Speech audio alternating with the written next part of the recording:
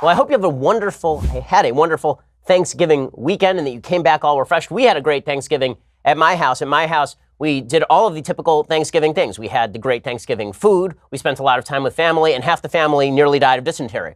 That's a thing that pretty much actually happened. We'll get to all of the news in just 1 second. But first, let's talk about, we're now past Thanksgiving, right? So we can talk about Christmas. We can talk about buying holiday gifts for people. And that means it's time to tell you the gift you need to get for the guys in your life. Man crates. The man crates know what guys like. They have hundreds of unique quality gifts that he is guaranteed to love. They've got the exotic meats crate, the whiskey appreciation crate that has a personalized decanter and personalized glasses, the perfect vessels for his favorite scotch or bourbon. You know, on Twitter, I said that no real man likes whiskey. Everybody really likes strawberry daiquiris. And then I received the man crate of whiskey appreciation.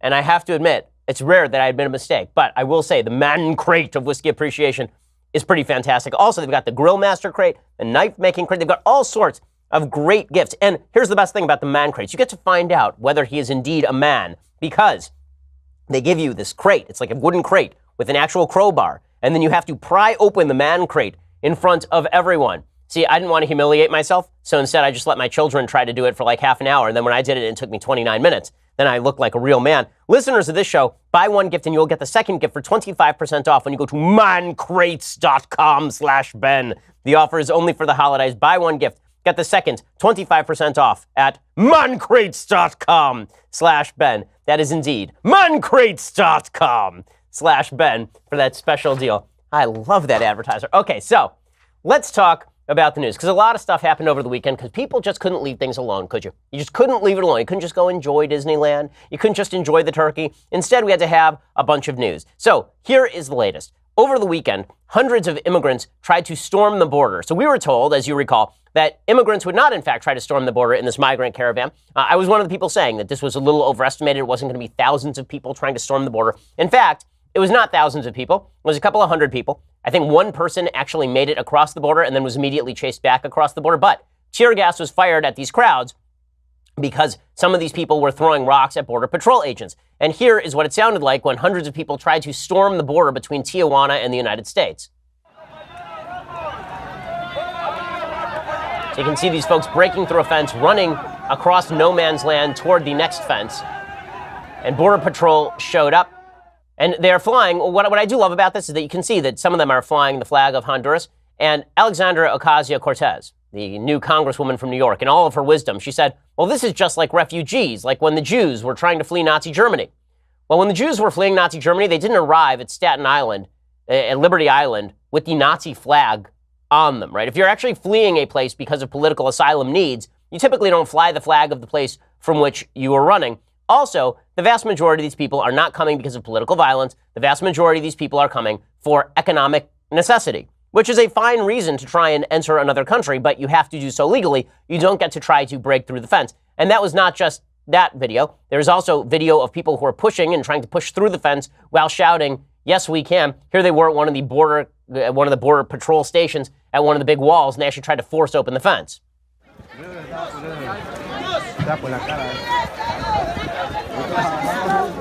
So you can see people there standing right outside the fence, and some people shouting, si se puede. And then it got even worse. There were some folks who were actually physically throwing rocks at members of Border Patrol, which was just delightful. In this video, if you can't see it, I will describe it for you. You can see folks who are actually picking up rocks, throwing them at Border Patrol agents, and then there's the famous picture that is now on the front page of every newspaper of Border Patrol having fired some tear gas near the crowd. Nobody apparently really got hurt, but here is some of the video, what it sounds like. So you can see, here's a guy picking up stones, turning around, and trying to throw it at Border Patrol. You can see them trying to fling the stones over the fence at Border Patrol. Now, once you do that, Border Patrol agents have every right to defend themselves as they see the need. Are these people we want to be citizens of the United States? Are these people we want to enter the United States? The answer, of course, is no. If you are throwing rocks at the members of our Border Patrol, while presumably attempting to enter the country illegally, we do not want you here in the United States. Now, what's really funny is to watch a bunch of folks on the left downplay all this stuff. Well, it didn't happen. Or if it did happen, it's not really a big deal. Let's not make a big deal. And at the same time say, it is so evil and so terrible that tear gas was deployed against all of these refugees, these poor huddled masses yearning to be free. Brian Stelter, the news guy over at CNN, right? His job is to monitor media bias, but he is a good example of it himself. Brian Stelter tweeted out, I'm watching the coverage. The southern border is 1,954 miles long. It's not being overwhelmed. That is legitimately one of the dumber points I have ever heard about any sort of attempt to breach a border. It turns out that the border between France and Germany was several hundred miles long. And when the Germans moved through Belgium in 1939, that was actually not, well, let's see, when did they move through Belgium? Yeah, 1939. When they actually moved in 1940. When they moved through Belgium in 1940, it turns out that was a breach of the border that did not require you to breach the entire border at once. All you have to do is breach one point in the border, and that would amount to a border breach, right? And if people just rush through that, then that would be overwhelmed. Now, was the border overwhelmed? No, we had people there. It was stopped. Still, this is evidence that if you didn't have people there, you didn't have a wall, you didn't have some sort of physical obstruction, it would not be stopped. Hey, Simone Sanders, another commentator on CNN, she said, reminder, these are asylum seekers. The United States government is attacking asylum seekers. And this is after Chris Sherman of the Associated Press tweeted, U.S. Border Patrol has just launched tear gas into Mexico, breeze carrying it hundreds of yards, parents running away with choking toddlers, #migrant caravan. Okay, so here is the question. Why were the parents there with the choking toddlers near a place where people were attempting to breach the border wall? We have Border Patrol stations. If people want to apply for asylum, all they have to do is walk up to the Border Patrol station and ask for asylum papers. Instead, people were trying to breach that border, throwing rocks at folks, and then when tear gas was fired back, then all of a sudden it's, how dare we do any of this? So it turns out that this is actually nothing new. President Obama in 2013 had a very similar situation. Okay, back in 2013, there are a bunch of people who tried to break through, and during the Obama years, it turns out that tear gas was fired as well. The use of tear gas was used several years back. No one cared then. Okay, and it turns out that the caravan confirms what President Trump has been saying for a long time, which is that the aiding and abetting of this migrant caravan to get them to the border so that they could use violence against Border Patrol agents and try to break through the border is a problem. Now, did that require 15,000 troops down at the southern border? No. Is it a massive crisis where thousands of people are breaking through the border and they're going to invade the country? No. Is it a problem? Yes, of course, it's a problem. This is not stopping folks on the left from trying to turn this into a human rights issue. Brian Schatz, who is the senator from Nevada, he said, who gave the order? This is what he tweeted out, as though this is like he's now Tom Cruise in A Few Good Men. And suddenly you're going to see President Trump going, you want me on that wall. You need me on that wall. So he's the senator from Hawaii, sorry, and he is an idiot. Who gave the order? Well, the order to defend yourself from people throwing rocks at you without killing people? I mean, probably like the normal rules of engagement that apply in any sort of conflict situation. Probably that. Again, I do find it ironic and weird that so many folks on the left are very, very upset at the deployment of like a tear gas canister at the border when people are throwing rocks at our troops. They didn't care when Obama did it. I mean, hell, they didn't care when Obama was literally droning American citizens who he said were terrorists. I don't mind droning American citizens, maybe who are terrorists, maybe, although I think that's legally dicey. But it is amazing to watch all these people suddenly rediscover their feelings about civil liberties for people attacking American troops when it's a Republican who's president again. Now, what's hilarious about all of this is that there are some Democrats who are beginning to realize that maybe this isn't the best election pitch. Maybe the best election pitch for 2020 isn't, we don't care about the border, let everybody through. One of those people is, believe it or not, Hillary Clinton. So over the weekend, Hillary Clinton admitted that Europe has badly mishandled the migration crisis from the Middle East. Here is what she had to say about Europe's dealing with its own borders and the migrant crisis that has swamped Western Europe. She said, quote, I think Europe needs to get a handle on migration because that is what lit the flame. I admire the very generous and compassionate approaches that were taken by leaders like Angela Merkel of Germany, but I think it is fair to say Europe has done its part and must send a very clear message. We are not going to be able to continue providing refuge and support because if we don't deal with the migration issue, it will continue to roil the body politic. And kind of interesting, right? I mean, that's exactly what President Trump has been saying. Now Democrats are starting to say that as well. John Kerry last week said something very similar about the migrant crisis in Europe. And yet the Democratic Party in the United States is embracing the full-scale dovish position on immigration that Hillary and Kerry won't embrace with regard to Europe.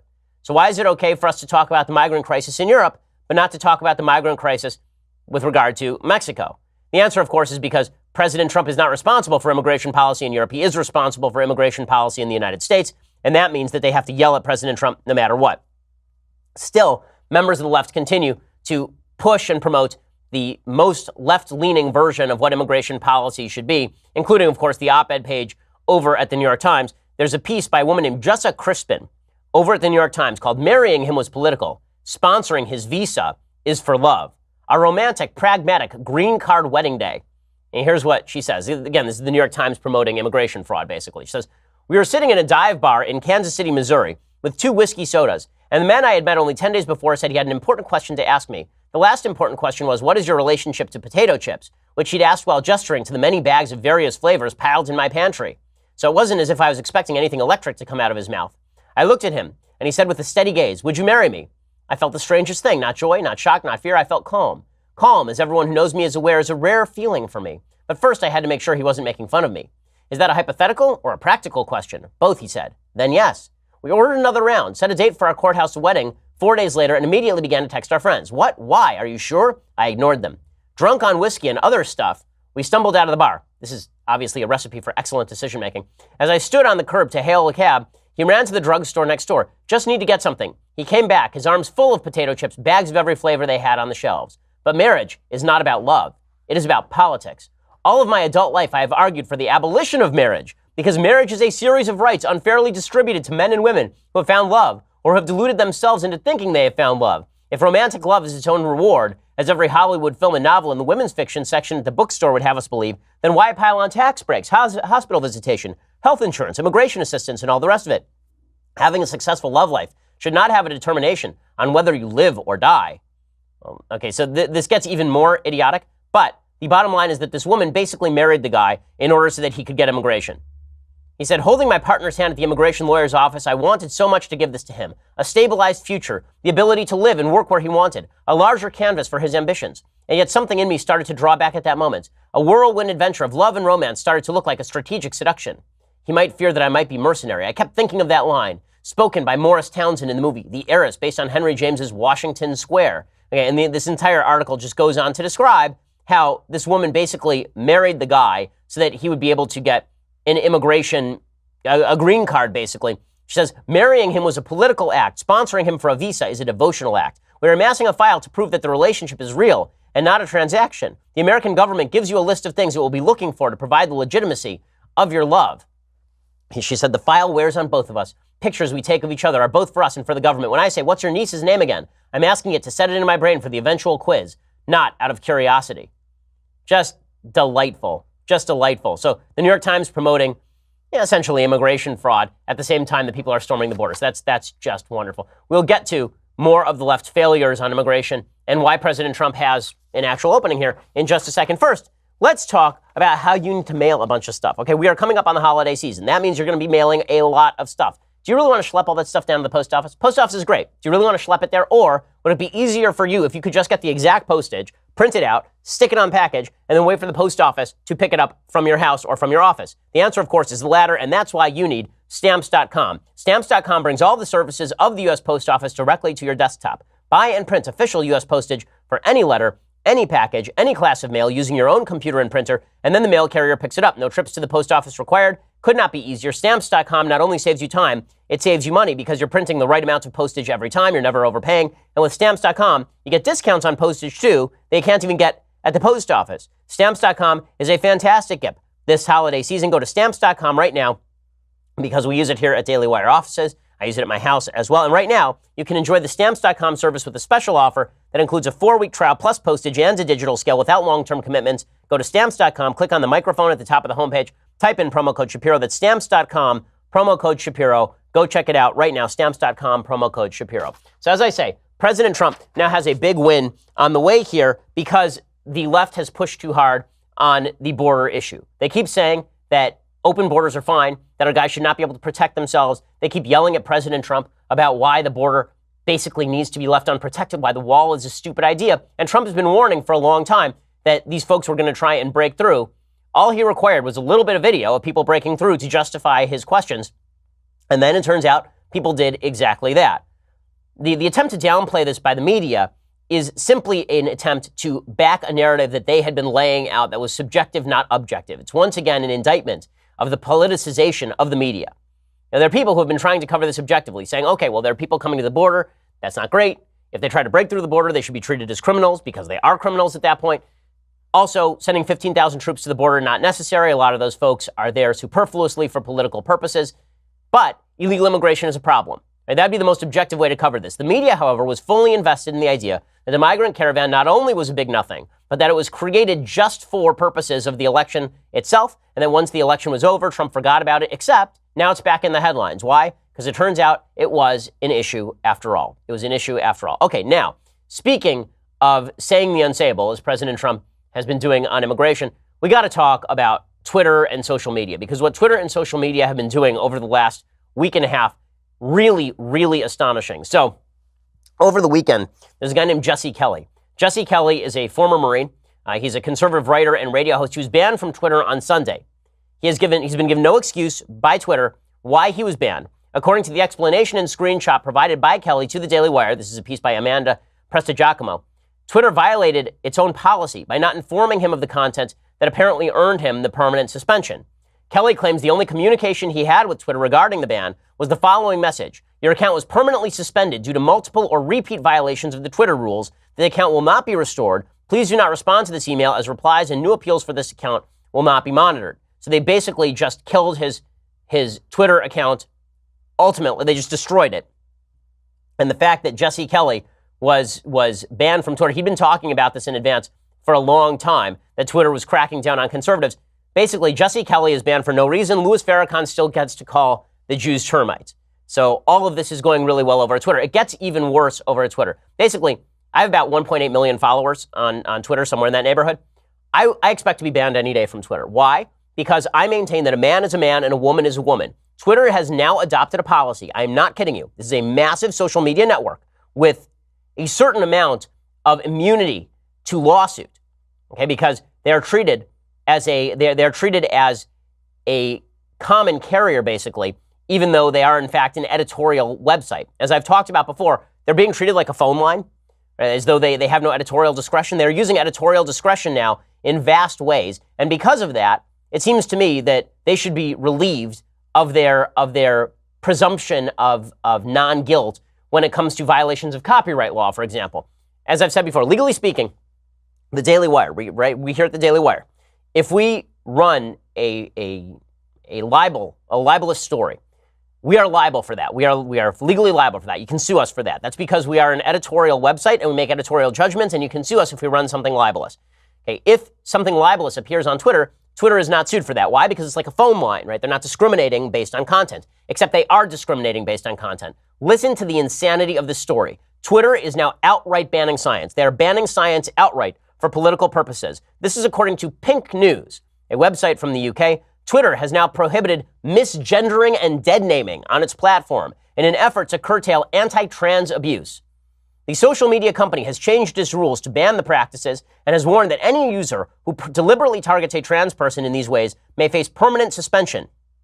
These offensive techniques, which involve using the wrong gender to refer to a trans person or a trans person's old name, are often used on Twitter to insult and erase trans people's identities and right to exist.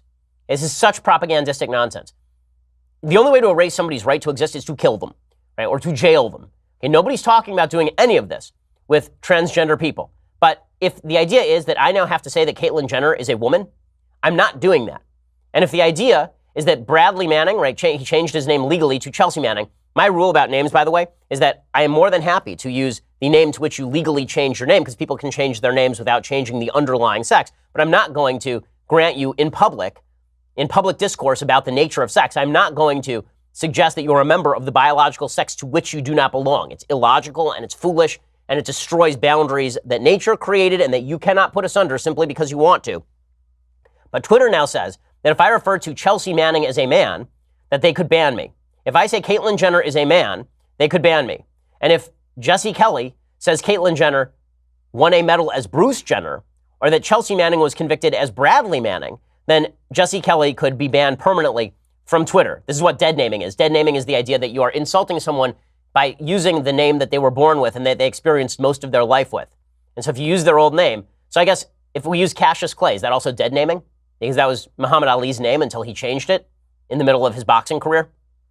In Twitter's updated terms of service, the company now states, quote, "We prohibit targeting individuals with repeated slurs, tropes, or other content that intends to dehumanize, degrade, or reinforce negative or harmful stereotypes about a protected category.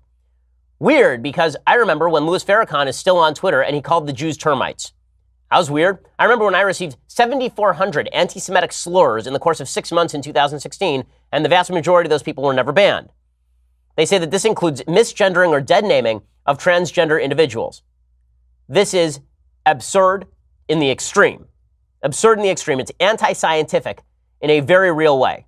Men are men, women are women, and if you're going to argue to me that biological sex no longer exists, you're going to go the same way. You're going to have the same problem the Catholic Church had in the 15th century when they were trying to claim that the universe was geocentric. And you can't argue with science. Science is still science. We're going to get to more of social media crackdowns in just a second and where all of this is going, because it really is dangerous and negative. But first, let's talk about how you can feed your dog better. Dog food companies claim to use natural ingredients, but what kind of beef or carrots can actually sit in a paper bag for a year? We can't eat processed foods for every meal and be our healthiest. Neither can your dog. This is why you need the Farmer's Dog, the company helping dogs live long, healthy lives with nutritious, fresh, ready-to-serve dog meals delivered directly to your door. So I'm not a dog owner, but my sister is a dog owner, and she uses the Farmer's Dog. Folks in the office have dogs. Jasper loves the Farmer's Dog. You can even just ask Chief Executive Dog of the Daily Wire, Jasper. He voraciously gives his paw print of approval. Start feeding your dog better today. Try a week free at thefarmersdog.com/Ben. Go check it out right now. You get free shipping. Get your first week free at thefarmersdog.com/Ben. It is fantastic. Dog owners have been conditioned to feed their dogs basically, the highly processed stuff. But instead, you should be getting real fresh food for your dog the same way that you should be feeding yourself real fresh food. The Farmer's Dog makes it happen. Studies show adding fresh food to your dog's diet can reduce some cancers by close to 90%. And again, start feeding right there with your first week free at thefarmersdog.com/Ben. That's thefarmersdog.com/Ben. You love your dog, so give your dog food that it wants. Thefarmersdog.com/Ben. Okay, so Twitter has decided that they are now going to ban basic science. And this has led me to basically say over and over on Twitter yesterday and today, men are men, women are women, come at me, bro. And if Twitter wants to ban me for saying that men are men and women are women, and that biological sex is a thing, and that the term gender is a made-up term by social justice warriors that has no actual social science data to back it, right? If by gender you mean. So all of transgenderism, all of the transgender civil rights movement is based on deliberate misclassifications of various terms. Okay, so if we're talking about biological sex, there's no question that human beings are sexually dimorphic. There are men and there are women. And when people say, well, there are a bunch of sexes in between, no, you're now talking about intersex disorders. Okay, those are actual disorders. But that's like saying that because a pencil that came off the assembly line was mistakenly created without an eraser, then pencils generally do not have erasers. Or if a pencil came off the line, it didn't have lead. That pencils don't have lead. The definition of a pencil is that it doesn't have lead. There's no such thing as a pencil, right? That's ridiculous. That's ridiculous. Words have meanings. Terms have meanings. Biological sex has a meaning. And to pretend otherwise is to deny science. It's so funny to hear all these people who love to talk about climate change pretend there's no such thing as a man and no such thing as a woman. And so there's biological sex. Then there's a term called gender. And this is where the left has decided that gender is basically along the spectrum of maleness and femaleness. Right, that however, there's a bunch of genders, an infinite variety of genders, in fact. The amount that you are male or the amount that you are female and carry certain characteristics. And we are all different these ways, right? Because there are some men who are more manly men and they love man crates, right? And then there are some men who are more girly men, right? And they love all the sponsors over at Pod Save America, right? There are lots of different kinds of men, right? Male, more masculine, more feminine. But the term gender has no specified number of genders that exist, right? It's basically just every individual has their own gender, which means that it's a meaningless term. If you just want to say every individual on planet Earth is a mix of characteristics, sure, agree. But if your claim is that now we have to make up a pronoun for every one of you, the pronoun is called your name. We don't actually have to do that. I'm not going to make up a pronoun, zhi, zhig, blag, flug. I'm not going to do any of that. Now, I'm going to use biological terms because biological terms are the terms that we have historically used when we are talking about humans. And using intersex to replace transgender is a complete misnomer. It's not the same thing at all. Transgender folks are claiming they can be fully genetically male and also female at the same time. Fail. This is biologically not true. Okay, so with all of that said, then folks who are on the transgender civil rights side, they say, well, okay, fine. You want to say that you don't want to use our preferred pronouns. And by the way, when it comes to individual conversation, I've been asked this repeatedly. If I were out to dinner with a transgender person, I did a breakfast recently with a transgender person. So I go out of my way to say pronouns that offend the person? No, just like I wouldn't go out of my way to offend you if we were at dinner, even if I thought what you were saying was wrong, right? There's no purpose to it. But when I'm talking public policy and how many sexes there are, I'm not going to pretend there are 93 sexes. There are not 93 sexes. And pretending this stuff does have real world consequences. In my community, in my Jewish community, there's a gym nearby. It's a gym that is sex segregated. Why? Because Orthodox Jewish women are supposed to hew by certain religious standards of modesty. So Orthodox Jewish women go to this gym. Right? So it's a gym that is just for women.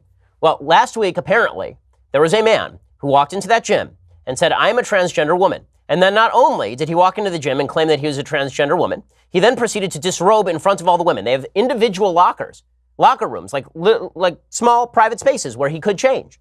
But instead, this person decided that he was, as a woman, he had every right to change in public with these religious women. Every one of those religious women is going to now drop their gym membership, and the gym can't do anything about it. Because if the gym were to say to this guy, dude, you're a biological male, you need to dress by yourself in here, even if you consider yourself a woman, then they would be sued out of existence. Okay, this stuff does have consequences. And those are these women sexist for saying they don't want to undress themselves in front of a male? Or they would prefer to go to a female locker room where they don't have to see a penis? I mean, this is absurd stuff. So there's a bunch of linguistic confusion that is deliberately purveyed by folks on the social justice left with regard to this issue, and it leads to some of the most absurd results. It leads to absurd results with actual public policy consequences. Take, for example, this article from the New York Times. I'm not making this up. This is in the New York Times over the last 3 days. It is by a person named Andrea Long Chu, who's a biological male who's a transgender woman, meaning a biological male who has gender dysphoria and believes that he is, in fact, a woman in a male body. The title of this article, I'm not kidding you, My New Vagina Won't Make Me Happy and It Shouldn't Have to. Here's what the article says.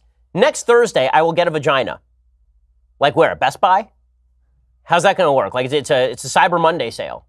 Okay. The procedure will last around 6 hours and I will be in recovery for at least 3 months. Until the day I die, my body will regard the vagina as a wound. As a result, it will require regular painful attention to maintain. This is what I want, but there is no guarantee it will make me happier. In fact, I don't expect it to. That shouldn't disqualify me from getting it. Okay, first of all, let's note in this first paragraph, what this person is getting is not a vagina. What this person is getting is a wound. Okay, it is a wound. A vagina is not, in fact, a wound. A vagina is a bodily organ that does not attempt to heal up on its own because it is a bodily organ. Okay, I like to say that being trans, the article says, is the second worst thing that ever happened to me. The worst was being born a boy. Dysphoria is notoriously difficult to describe to those who haven't experienced it like a flavor. Its official definition, the distress some transgender feel at the incongruence between the gender they express and the gender they've been socially assigned, does little justice to the feeling. But in my experience, at least, dysphoria feels like being unable to get warm no matter how many layers you put on. It feels like hunger without appetite. It feels like getting on an airplane to fly home only to realize mid-flight that this is it. You're going to spend the rest of your life on an airplane. It feels like grieving. It feels like having nothing to grieve. This is terrible, obviously. I mean, this is really terrible, difficult stuff. And you can have sympathy for folks like this and still recognize that this person is not a biological woman, will never be a biological woman, and is not a woman, in fact, is a man. Okay, many conservatives call this crazy. No, we call this a mental illness. Okay, crazy is derogatory. Mental illness is something my grandfather had, runs in my family, right? I mean, there are people I know who are mentally ill, with whom I'm very close, who have suffered from severe mental disorders. Okay, that I know that we're trying now to basically straw man the other position on the part of the social justice left, that if you refuse to use the pronouns of choice, that you are now contributing to suffering, or that you wish to. But that's just not the case. A popular right-wing narrative holds that gender dysphoria is a clinical delusion. Hence, feeding of that delusion with hormones and surgeries constitutes a violation of medical ethics. Right? And then here's where it gets to the public policy. It says, in this view, it is not only fair to refuse trans people the care they seek, it is also kind. A therapist with a suicidal client does not draw the bath and supply the razor. Take it from my father, a pediatrician, who once remarked to me he would no sooner prescribe puberty blockers to a gender dysphoric child than he would give a distemper shot to someone who believed she was a dog. Naturally, a liberal counter-narrative exists, and it has become increasingly mainstream. Transgender people are not deluded, but they are suffering. Therefore, medical professionals have a duty to ease that suffering. The article goes on, and then here is where we reach the crux of the matter. It says, I feel demonstrably worse since I started on hormones. One reason is that absent the levees of the closet, years of repressed longing for the girlhood I never have had flooded my consciousness. I'm now a marshland of regret. Another reason is that I take estrogen, effectively delayed release sadness, a little aquamarine pill that more or less guarantees a good weep within 6 to 8 hours. Like many of my trans friends, I've watched my dysphoria balloon since I began transition. I now feel very strongly about the length of my index fingers, enough that I will sometimes shyly unthread my hand from my girlfriends as we walk down the street. When she tells me I'm beautiful, I resent it. I've been outside, I know what beautiful looks like, don't patronize me. I was not suicidal before hormones. Now I often am. I won't go through with it probably. Killing is icky. I tell you this not because I'm cruising for sympathy, but to prepare you for what I'm telling you now. I still want this, all of it. I want the tears, I want the pain. Transition doesn't have to make me happy for me to want it. Left to their own devices, people will rarely pursue what makes them feel good in the long term. Desire and happiness are independent agents. And then this person makes the case that basically the medical establishment should give you a surgery even if it is bad for you. This person says the medical maxim, first do no harm, assumes that healthcare providers possess both the means and the authority to decide what counts as harm. Let me be clear. I believe that surgeries of all kinds can and do make an enormous difference in the lives of trans people, but I also believe that surgery's only prerequisite should be a simple demonstration of want. So you want a surgery? You get a surgery, and then we can force a doctor to perform the surgery, even if it's going to be bad for you, make you more suicidal, make you more likely to kill yourself, and is going to be a gaping wound in your body for the rest of your life. This stuff has consequences, but we can't openly discuss it on Twitter, lest we be banned. We can't openly discuss it. I'm going to get to more of this in just 1 second. First, if all of this makes you want to drink, then perhaps you need Saucy. And Saucy is the alcohol delivery app. Saucy delivers your favorite wine, beer, or liquor right to your door on demand. You're going to be partying it up this holiday season, and you're in the middle of the party. And you don't want to run out to the liquor store because, number one, it might be closed. And number two, you actually don't want to leave the party for an hour to go get all the liquor. Instead, if you're in LA, the Bay Area, Chicago, San Diego, or Sacramento, your Saucy order will arrive at your door in under 30 minutes, ready to drink. For the rest of us, Saucy delivers beer, wine, and liquor to your door in 2 days or less nationwide. No order minimums, no delivery fees, no running to the store. If you got the Saucy app, you got a fully stocked bar right there on your phone. And for a limited time, you can get $15 off when you download the Saucy app and enter promo code BEN. That's the Saucy app spelled SAUCEY. Enter promo code BEN for $15 off. Get the Saucy app today. Use promo code BEN. Again, you're going to be needing drinks this holiday season, if only to get through it with your relatives. This is why you ought to be checking out the Saucy app, SAUCEY. And when you use promo code BEN, you get $15 off. Even if you are just an occasional drinker, even if you just want to make sure that your relatives don't have to be quite so edgy all the time, well then Saucy is for you, because let's be real about this. Everyone could use a little alcohol this time of the year when you're with your family this much. Check it out. SAUCEY. Enter promo code BEN for $15 off. That is Saucy. And get that Saucy app today and use that promo code BEN. Alrighty, so more on social media's crackdown on science and discussions that we have to have in public and that must be had. But first, you're going to have to go over to dailywire.com. For $9.99 a month, you can subscribe. One of the reasons you should subscribe, by the way, is to ensure that when all these social media sites crack down on conservatives, you can still get all of our content. Go check us out right now over at dailywire.com. For $9.99 a month, you get the rest of this show live, the rest of Andrew Klavan's show live, the rest of Michael Knowles' Ex-Scribble show live. Don't miss Andrew Klavan's next chapter of Another Kingdom, performed by Michael Knowles. Today, subscribers get exclusive access to episode 8, titled The Darkest Hour, a.k.a. The Democrats Take Over the House. If you're not a subscriber, you won't be able to watch new episodes of Season 2 until Friday. So what are you waiting for? You could be getting it early, and you could be watching all the great art. Head on over to dailywire.com, subscribe to watch the first and second seasons of Another Kingdom. Also, we have lots more goodies that are coming up in the new year. Once you become a subscriber, you get 2 additional hours of this show. Are you kidding me? I'm not. I'm going to be here doing it every day. Okay, you're going to want to be there. You get all that stuff when you subscribe, like right now. So you should totally go over and do that right now. For $99 a year, you get all of those aforementioned wonders, plus this, the very greatest in beverage vessels. Look upon it and sigh. And I wish, if only I'd let my wife drink from the leftist chair's hot or cold tumbler over the weekend, she would have been able to avoid the grave disease that now afflicts her. But if you want to avoid all disease, if you want to be healthy for the rest of your life, if you never want to die, then you ought to go out and get the leftist chair's hot or cold tumbler. None of that's guaranteed, by the way. None of that's guaranteed. It's a theory. It's been said, not FDA approved. It's been said. So go check it out right now. You get all those things for $99 a year, which is cheaper than the monthly subscription. Go check it out right now. We have the largest, fastest growing conservative podcast in the nation.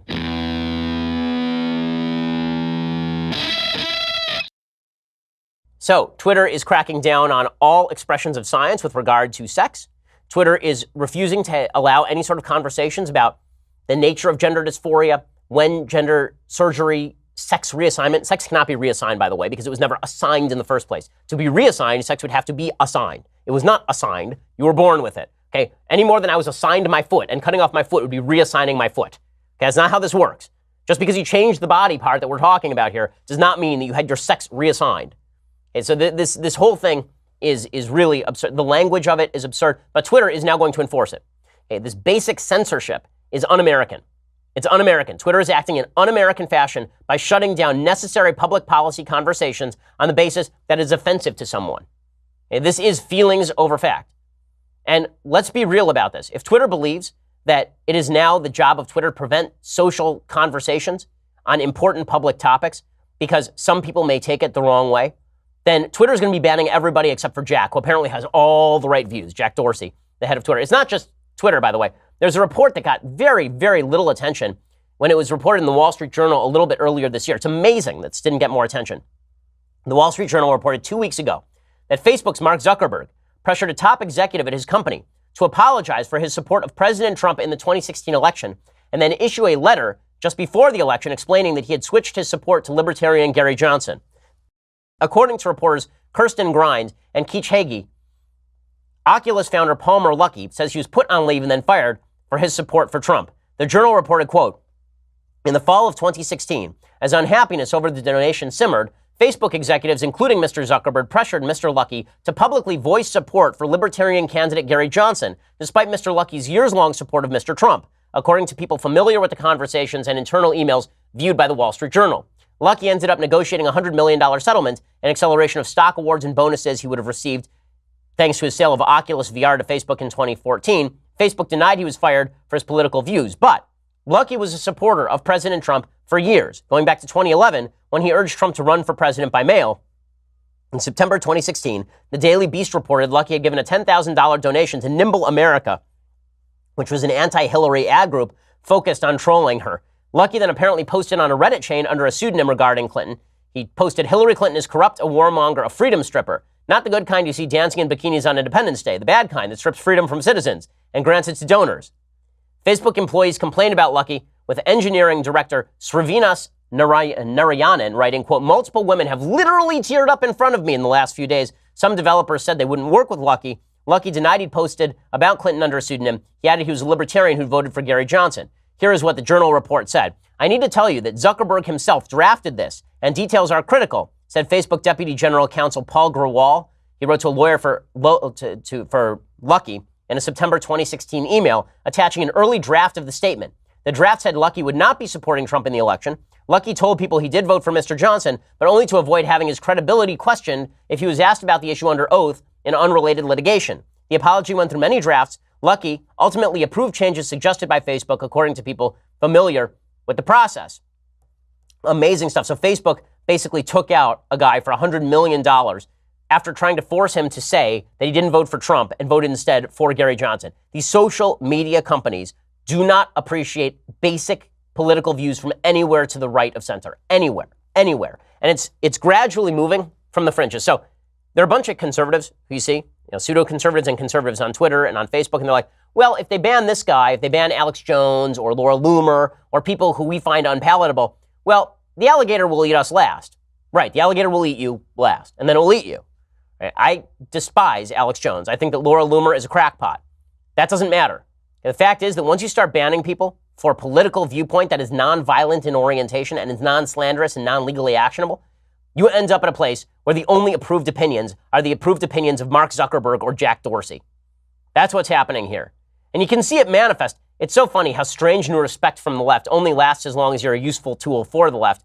So over at Crooked Media, there's another story over at Crooked Media. So Crooked Media, of course, the folks behind Pod Save America. And, these seem like nice dudes. I haven't really had a lot of dealings with them. There's John Favreau, John Lovett, and Tommy Vietor. They announced that they had dumped a guy named Tim Miller. Tim Miller is a never-Trump Republican. He'd been hired by Crooked Media as their token Republican, but then they fired him. Why did they fire him? Because it turns out that Tim Miller had been working with a group called Definers Public Affairs, and that group had been working with Facebook to reveal the fact that George Soros was pushing a lot of propaganda against Facebook. So Crooked Media fired Tim Miller. So Miller was good when he was criticizing Trump. He was good when he kept criticizing Trump continuously, but when he did things that they didn't like, Then they fired him. So they put out a statement and said, "We wanted to give you an update on Tim Miller. We invited Tim to contribute to Crooked because he took a public stand against Trump when most of his party capitulated. That took courage. And unlike many Republicans who declared themselves to be never-Trumpers during the campaign, he still won today." In other words, him yelling at Trump all the time, that's why we hired him. "Tim is an insightful voice about what is broken in the Republican Party.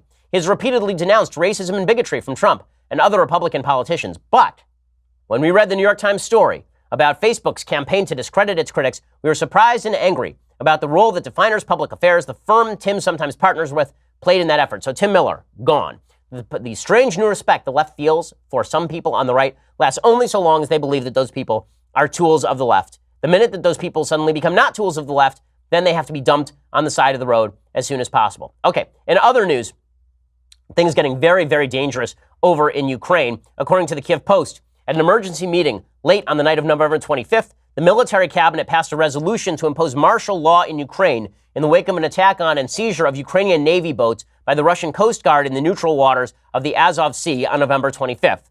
President Petro Poroshenko said he would appeal to the Ukrainian parliament on November 26th to approve his declaration of martial law, which could lead to widespread compulsory military service, restrictions on media and public demonstrations, and suspension of elections, among other measures. What exactly happened? Well, the Ukrainian Navy reported that the Russian Coast Guard boats opened fire on 3 Ukrainian boats in the Azov Sea on the evening of November 25th, after Russian officials announced they had trespassed its territorial waters. The Kerch Strait, the strait connecting the Black Sea and the Azov Sea, has been closed off for all non-military vessels. In a shootout, Ukraine's small armored artillery boats sustained damage and were mobilized. The Ukrainian tugboat had been rammed by a Russian Coast Guard ship Dawn earlier in the morning. All 3 vessels were seized by a Russian special ops unit. This is essentially an act of war, and it looks like things could get violent.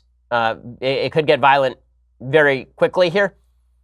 Ukraine has demanded that Russia release sailors and ships as the tensions are getting worse. And there's been a call for a UN Security Council resolution, which isn't going to happen, obviously, because Russia actually sits on the UN Security Council. So all of this is getting very dire, and the possibility of a new war between Ukraine and Russia is certainly on the horizon here. It's one of the reasons why it's been a mistake for the President of the United States to poo-poo NATO and suggest that NATO is no longer necessary. All that does is give all sorts of credence to the Russian aggression in the region. I said this when Obama was president. I will say it again when Trump is president. The Russian policy has basically been push until you hit steel, right? This has been true since Stalin, that you just keep pushing until you finally hit the wall. And right now they found no wall. And Russia has been piecemealing parts of Eastern Europe. They've grabbed obviously Crimea. They invaded Georgia during the Bush administration. And there's been no strong response from the American administration, whether it was Bush or Obama. And now it's up to President Trump to issue a stronger response saying NATO will defend Ukrainian territory if Ukrainian territory is in fact attacked. Now, do we want to be in a shooting war? No, but that's the whole reason of having deterrence. The whole reason of having deterrence is that if you keep backing off your point, if you keep backing off the line, the Russians will keep pushing to the point where you actually do reach a line that cannot be crossed. It's all fun and games appeasement until it turns out that you can no longer appease. You actually have to fight back. So for all the folks who are more isolationists in the Republican Party, understand, if you don't want to go to war, you have to stand up on your hind legs and threaten to go to war sometimes. You actually do. It can't just be that you are there only to defend your vital interests, because that means that your vital interests will be attacked sooner rather than later. Everyone's going to assume that you won't even defend those, especially if you can't even define what those vital interests are in the first place. Okay, time for some things that I like and then some things that I hate. So things that I like. Over the weekend, I read a good new novel by a guy named Seth Greenland. He's a TV writer. He's definitely on the political left. The book is called The Hazards of Good Fortune, and it's sort of like a weaker version of Tom Wolfe's Bonfire of the Vanities. The basic plot is that there's this Jewish basketball team owner who is secular Jew. His daughter has obviously become extraordinarily politically radical, as you would expect, and gender fluid, as you would also expect, and all the rest of it. And he is also struggling with racial politics on his team and struggling with his wife. The book itself is a really good critique. It's one of the funniest things is that when the left critiques the shortcomings of the left, it sounds very right-wing. This book was certainly not meant to be right-wing. It is, in fact, however, a very right-wing book, because this book basically is about the shortcomings of a secular Jewish lifestyle that has no connection to heritage, history, or religion, and how that ends with people trying to appease groups they can't appease, how it ends with people trying to fulfill social justice warrior standards that they can never fulfill, and how if you have no standards for your own kids, then your kids end up having different standards for you to which you will always fall short. The book is worth reading, The Hazards of Good Fortune. It's a very quick read. It's juicy and pulpy. Larry David recommends it because it is funny. It does have a couple of scenes that are pretty funny. So check it out, Seth Greenland's The Hazards of Good Fortune. Okay, time for some things that I hate. So Alexandria Ocasio-Cortez continues to make headlines. Again, the only reason we cover her is because the left has declared her a very important human. And this means that we must cover her because we cover that which is very important. She tweeted out over the weekend, insurance groups are recommending GoFundMe as official policy, or customers can die if they can't raise the goal in time. But sure, single-payer healthcare is unreasonable. And then she tweeted out a photo of a letter received by a person who'd been denied certain healthcare coverage and urged to start a GoFundMe. This led a doctor named Nikki Johnson to tweet out, this tweet actually is representative of the ignorance of many legislators, not just Alexandria Ocasio-Cortez. The vast majority of them do not understand healthcare or health insurance, and definitely not the practice of medicine. Yet they make laws about it, and some want government to run it. And she talks specifically, in this particular case, about how this letter is not coming, in fact, from an insurance group. This is actually coming from a Medicaid group. This is actually coming from a sponsored government group that basically had a board that denied people the immunosuppressive medication necessary for a heart transplant, for example. So this is not, in fact, coming from a private insurance company, and yet it was being treated that way by Alexandria Ocasio-Cortez because, obviously, everything that's bad is the private market and everything that's good is the public market, even though denials of coverage in single-payer states, in nationalized healthcare states, are extraordinarily regular. You're waiting in line for coverage for surgeries for years and years and years. And at the more expensive end of the scale, you simply don't get drugs sometimes. It's not like they have an unlimited amount of money to spend. They simply don't, which is why the 5-year cancer survival rates in the United States are the highest of any industrialized country. It is also why, if you remove homicide and car crash deaths from the American death rolls, then what you see is that America's life expectancy is actually higher than any other industrialized country, which is a much better reflection of our healthcare status. The idea that America is a great outlier when it comes to healthcare, and we suck all this much, and we got serious problems in the American healthcare system, but you actually have to understand that healthcare system before you can hone in on what those problems are. Okay, other things that I hate today. So John Kasich, oh God, no, please God, no, not John Kasich, governor of Ohio. He says that maybe he wants to run. Now, John Kasich, in preparation for his run, just vetoed again the fetal heartbeat bill that would protect the lives of babies in the womb once they have a heartbeat, which is presumably around 9-10 weeks when it's detectable. Anyway, here is John Kasich saying maybe he'll run for president because who wants him to run? Well, John Kasich wants him to run. Who will vote for John Kasich? Well, John Kasich will vote for John Kasich. But here's why I'll explain why this is such a dumb idea in just a second. How seriously are you thinking about taking it on this time? Very seriously. I'm considering it, George. These are earnest conversations that go on virtually every day with some of my friends, with my family. Look, we need different leadership. There isn't any question about it. And I'm not only just worried about the tone and the name calling and the division in our country and the partisanship, but I also worry about the policies. Hey, the man who strongly resembles a piece of wad-up paper that you dropped in your pocket and then went through the washing machine now says that he is worried about the tone in our politics. I mean, John Kasich, by the way, has said some pretty nasty things to a wide variety of people. He said that failing to expand government in the state of Ohio was anti-biblical. A pretty amazing statement. And, of course, vetoed the fetal heartbeat bill the other day. Here is why this is a dumb idea. And it would be a dumb idea even if it were coming from somebody I actually liked and not John Kasich. I think John Kasich's a schmuck, so put that aside. Even if it were coming from somebody that I actually like. Let's say that it were Mike Lee or Ben Sass or Ted Cruz or somebody who I think would be a great president who was running against Trump. Here's why this is a bad idea. Trump has a high level of support inside the Republican Party. Anyone who runs against Trump will immediately be othered. If a quote-unquote true con were to run against Trump, all that would do would be to alienate everyone who supports Trump from those true con positions, because as we know, Trump is not an ideologue. He is happy to attack conservative positions if he thinks it will get him ahead in the polls. And a lot of his followers are willing to temporarily put aside those conservative positions because Trump is actually a pretty good tool for policy on a bunch of various areas. Running against Trump would lead to the false perception inside the Republican Party that conservatism is dead, when in fact it's just that a lot of people are personally loyal to the President of the United States and believe that he is doing some good things and will back him over a more conservative candidate the fact that a more conservative candidate will get, 10% of the vote will then be used by the media to proclaim that conservatism is dead, populism is on the rise. I would prefer the reality to continue to be the reality, which is that there are a lot of conservatives who support Trump. There are a lot of non-conservatives who support Trump. Trump is the president. He'll run for re-election. He'll get the nomination. I see no purpose in ceaselessly and needlessly polarizing the party around a fake gap between populist and conservative simply to assuage the ego of somebody like John Kasich. Okay, final thing that I hate today. So people on the left are making a very big deal over a new government report that delivers a dire warning about climate change and its devastating impacts, saying the economy could lose hundreds of billions of dollars, or in worst case scenario, more than 10% of its GDP by the end of the century. We've discussed this at length before. There are a couple of Nobel Prize winners in economics this year who talked about when, in fact, it would be worthwhile for us to start investing in various forms of attempting to curb climate change, particularly carbon credits. And their estimate was it would only start being profit neutral once the climate was expected to warm more than 3.5 degrees Celsius. That is a very large change in terms of the in terms of the temperature. The kind of overweening despair that you are seeing by folks on the left. Climate change is happening. We're all going to die. Not only are we all going to die, it's going to destroy the economy. You know what else would destroy the economy like right now? You want to destroy more than 10% of GDP like right now? Institute a massive carbon credits regime and regulate all of the industries that actually drive America's energy industry. By the way, the idea that carbon emissions are chiefly coming from the United States is a lie. Last year, the United States was the #1 country on planet Earth in reducing carbon emissions.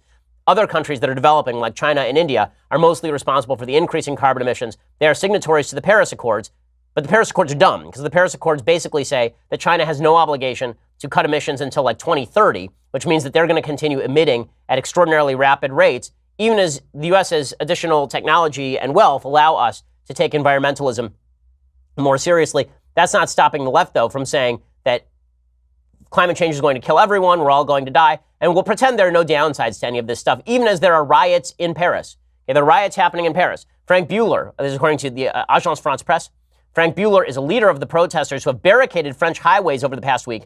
He aims to color Paris in the movement's trademark yellow on Saturday when rural France takes its fight with President Emmanuel Macron to the capital. What exactly are they fighting? Well, he's a member of the right-wing Stand Up France party. Buehler has watched in horror as fuel prices soared in the past years, driving up the cost of his commute to work in the rural southwestern Tarn-et-Garonne region. He said, I spent between 1 and 2 months' wages on fuel.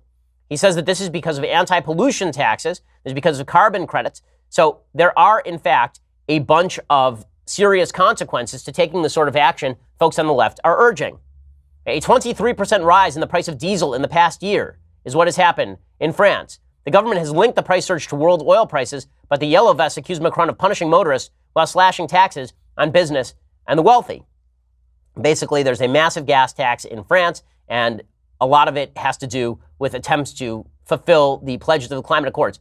If we actually want to have an intelligent conversation about climate change, we have to recognize carbon taxes actually have downsides. And we also have to recognize that carbon taxes on industrialized countries like France and the United States are not going to stop carbon emissions from China and India. And then perhaps we have to figure out how exactly we spur innovation without attempting to destroy jobs and destroy lives all over the world. But this is a conversation people don't want to have. They want it to boil down to you either don't take climate change seriously if you don't want to massively destroy the world economy and tax people to death, or you take climate change or you deny science. You're not, listen, I'm not denying climate change is happening. I'm not even denying that man is a main cause of that climate change. I am questioning whether the extent of the climate change necessitates the kind of precipitous action folks on the left want to take. I'm asking at what point we should start taking more severe action, how that action actually correlates with an attempt to reduce the climate, and is it possible that free market solutions still provide a better option since, again, natural gas replacing coal has been mainly the driver of emissions coming down in the United States over the past several years. Okay, well, we will be back here tomorrow with all the latest. I'm sure there will be plenty more news because we're back in the news cycle. Hope you had a wonderful Thanksgiving Day weekend. I'm going to go home, check on my wife, make sure she's doing okay. I'll catch you later. I'm Ben Shapiro. This is The Ben Shapiro Show. The Ben Shapiro Show is produced by Senya Villarreal, executive producer Jeremy Boring, senior producer Jonathan Hay. Our supervising producer is Mathis Glover, and our technical producer is Austin Stevens. Edited by Alex Zingaro. Audio is mixed by Mike Caramina.